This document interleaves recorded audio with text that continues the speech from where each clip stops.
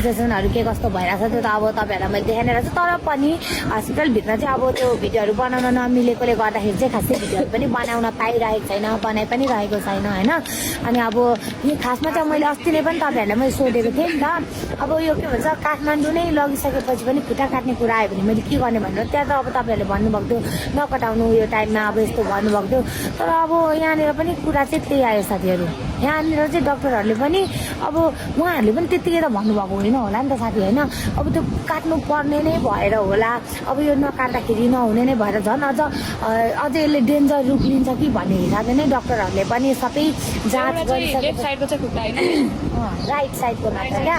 अनि अब त्यो सबै गर्नै पर्ने भएकोले गर्दाखेरि चाहिँ उहाँहरूले पनि भन्नुभएको होला। अब यो यही डिसिजन त अब उहाँ धरानमा पनि आइसकेको थियो, तर पनि अब यता काठमाडौँ ल्याएर चाहिँ केही नयाँ मेथड केही हुन्छ कि भन्ने हिसाबले चाहिँ अब ल्याएको थियौँ। तर अब यहाँ पनि कुरा चाहिँ त्यही आइसकेकोले गर्दाखेरि चाहिँ साथीहरू आखिरमा खुट्टै काट्नु